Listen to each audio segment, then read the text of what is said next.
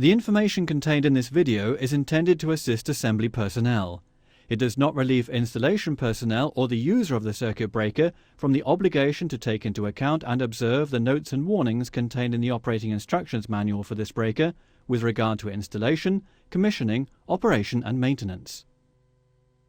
Failure to observe the warnings given in the operating instructions manual may result in death, severe personal injury and substantial damage to property and the environment. Danger for installation personnel from hazardous voltage, transport gas pressure in the pole columns, SF6 gas, falling and/or toppling parts and/or moving parts. The control leads must not be connected to the terminal block of the control unit until the circuit breaker has been erected, complete with the pole columns.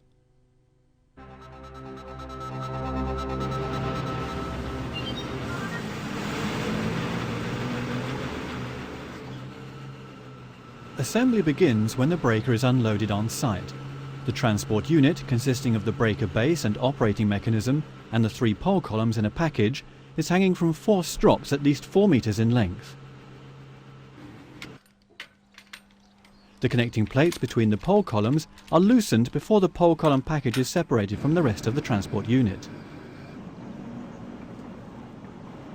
The 3 pole columns in their package are set down on firm ground, but are not yet unhooked from the suspension gear. The package with the 3 pole columns is taken apart and the 3 columns laid out next to one another.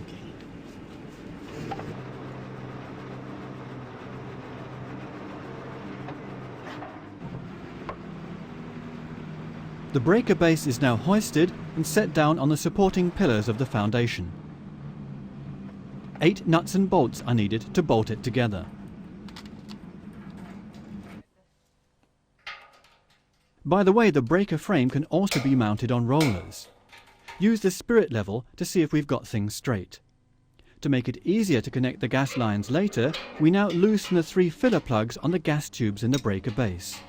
Before placing the pole columns on the base, we'll check the SF6 priming filling of the pole columns to make sure they're still gas tight. Undo the locking nut and then press the non-return valve in the flange very briefly. The hissing noise confirms it. There's transport pressure in the poles. They're tight. Now close the flange again. All 3 pole columns are checked in the same way. The hot galvanized bolts used for installation are first lubricated with Molykote. All the bolts marked with red paint are now replaced by the bolts in the accessories pack. These are tightened at the tightening torque specified in the operating instructions manual. Assembly begins with pole column B, which can also be recognized by the double lever on the corner gear. To avoid damaging the corner gear, place a piece of wood beneath it.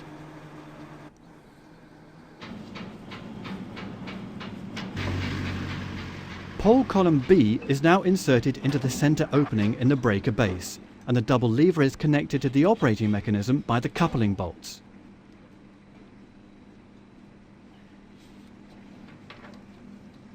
The flange on the pole column is bolted to the breaker base and the bolts tightened by hand.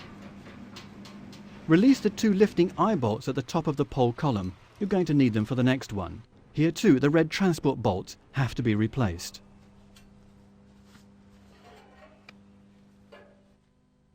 The coupling rods are inserted from both sides of the breaker base and connected to pole B.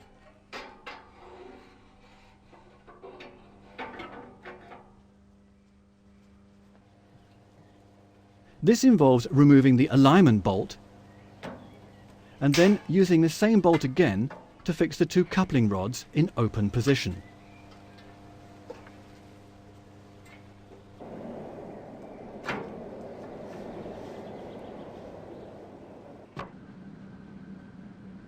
Now pole column A takes its place on the breaker base and is aligned with the coupling rod.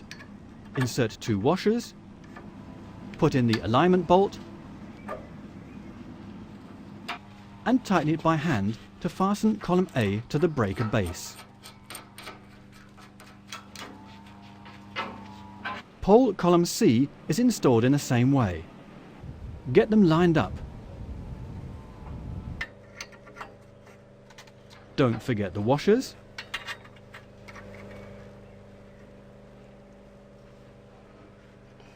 and bolt them together. We can now screw the 3 pole columns to the breaker base at the prescribed tightening torque. All the screws, nuts and washers used to assemble the breaker have to be painted, and any damage to the paintwork on the breaker itself must be touched up. Once you've done all this, it's time to replace all the alignment bolts on all the pole columns with the coupling bolts from the accessories pack. Each of the coupling bolts is then secured with an M 6x12 screw and a washer.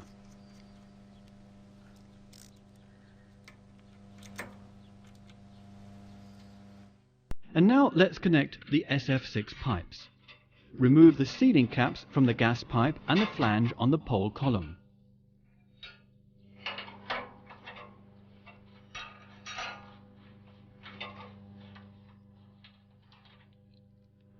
Replace the O-ring on the gas pipe with a new O-ring from the accessories pack, first greasing it with Vaseline. Make sure that all sealing surfaces and all parts used for assembly are spotlessly clean. First, line up the gas pipe parallel to and flush with the connecting flange. Then screw the union nuts from the gas pipe onto the flange, but not far enough to let any gas escape. Do the same thing with the other 2 pole columns. Once you've done this, tighten all the union nuts by hand, one after the other in quick succession. You'll hear a hissing noise which stops when the last union nut is closed.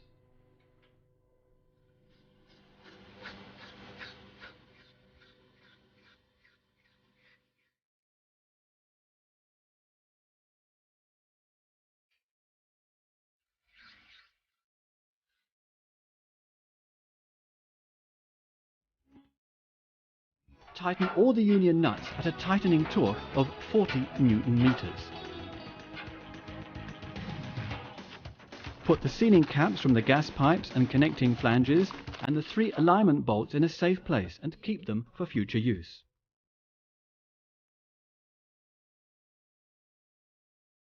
Once the high voltage conductors have been connected, the circuit breaker is filled with SF6 gas.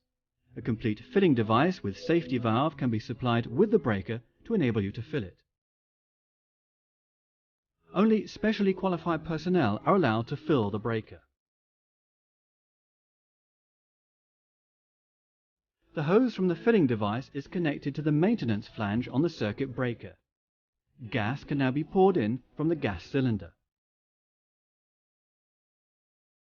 The regulating valve on the cylinder fitting limits the gas flow to prevent the fittings from icing up. The filling process is continuously checked by keeping an eye on the precision pressure gauge. The rating plate shows you the nominal filling pressure for the gas compartment of the breaker. When filling up, the SF6 filling curve in the operating instructions manual must be observed. Once the nominal filling pressure has been reached, the filling device is removed and the filling flange closed tightly. Again, please make sure everything is perfectly clean. And now all the joints between the gas pipe system and the pole columns must be checked for leaks. You can use a leak detector to do this.